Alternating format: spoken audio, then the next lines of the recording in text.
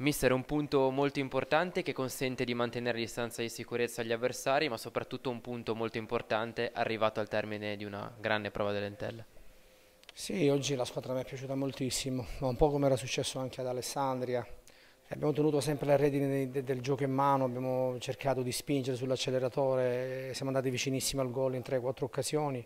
Abbiamo concesso veramente solo le briciole alla Provercelli, solo un tiro di Emanuello, quindi una grande prova contro una squadra forte in casa loro, anche a livello tecnico, loro si sono messi poi inizialmente con un 3-5-2, hanno continuato così per tutta la partita, nonostante questo abbiamo saputo agire sugli esterni perché dentro per le imbucate centrali diventava difficile, loro hanno messo un uomo in più in mezzo perché sicuramente avevano un po' di timore della profondità di Matteo Mancoso e di Dani Mota, però abbiamo agito benissimo tra le linee, abbiamo agito benissimo sugli esterni, abbiamo conquistato tanti angoli, tante punizioni.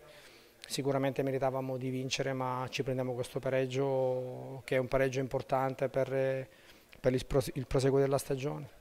Francesco, un punto importante ottenuto al termine di una buona prova in un campo che tu conosci molto bene, un punto che fa morale ma soprattutto che fa molta classifica. Sì, assolutamente. Sapevamo che oggi sarebbe stata una partita difficile, venire a giocare a Vercelli è sempre complicato, sono una squadra rognosa, quindi sapevamo che bisognava affrontare la partita con determinazione, l'abbiamo fatto e abbiamo conquistato un buon punto, dai. Senza fare calcoli avete provato a vincerla, la cosa che però ha impressionato è che avete concesso pochissimo, quasi niente agli avversari. Sì, sì, abbiamo fatto una prestazione solida, direi. Poi abbiamo provato a vincerla nel secondo tempo, però la Pro Vercelli si difende bene, non è facile riuscire a bucarli. Poi all'ultimo abbiamo tentato l'assalto finale, ma non siamo riusciti a fare gol, però come ho detto prima il punto ci sta.